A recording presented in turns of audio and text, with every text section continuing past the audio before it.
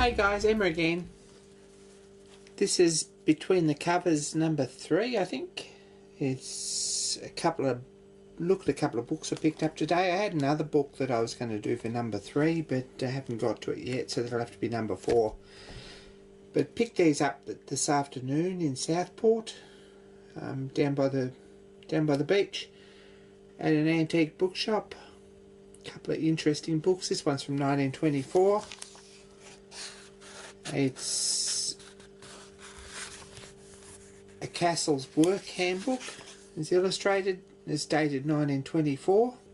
It says this handbook, it's about gilding, silvering and bronzing, and it says this handbook deals simply and practically with a number of related processes: the gilding and silvering of wood and other materials by means of leaf metal, and the gilding of metals chemically. There's quite a lot on here about silvering mirrors and that sort of work, as well as gold leaf gilding, and all that you need. And covers brushes and hog's hair brushes and gilder's mops, camel hair brushes, and there's about oil size and water size for picture frames, and gold leaf on mirrors, gilding glass, gilding and enamelling, and chemical silvering, bronzing and colouring metals. So I thought that was an interesting book to have a look through. I haven't read it properly yet, but to pick that up. Some of these others in this series might be fun too. There's one on camera making, one on cycle repairing, there's one on electric clocks. I think I have that somewhere. Actually, I think it's in this series, but I have one on electric clocks somewhere. There's one on oxyacetylene welding. It's making and using small lathes, taxidermy, and watch cleaning and repairing, workshop arithmetic. Some cool things in that series, so they might be worth a look out for.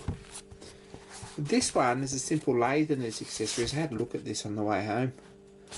It's the Australian edition's 1943, and it describes small lathes and their accessories.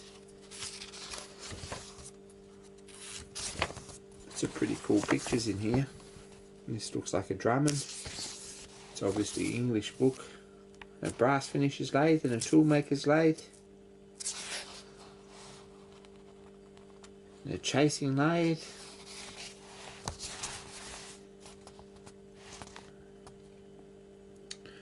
For thread cutting.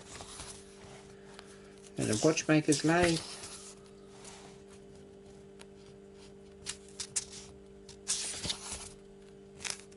And a spinning lathe for metal spinning.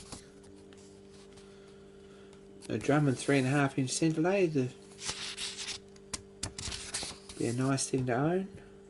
A Super EXE, yeah, there's the illustration of that. And a little round bed Drummond. And a Grayson. And a Milnes R type. It's a bit flash actually. A lot flasher than a Drummond, I reckon. The Super Zyto, which is nowhere near as flash as a Drummond. And the new Myford. It's a lot flasher than a Drummond. And the Super Adept on its stand with its treadle. There's lots of hobby style lathes in here. So I thought this was a bit of a find, and I'm glad I found it. It wasn't that expensive. I think I paid $18 for it. And lots on centres and carriers, collet chucks. I think I saw a picture here of an elliptical turning chuck.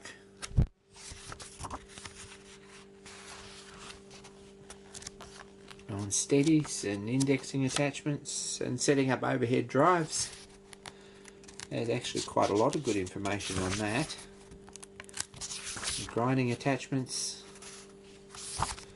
A centre grinding attachment with a hand wheel.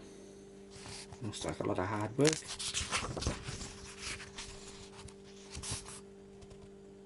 A relieving attachment for making gear cutters and things.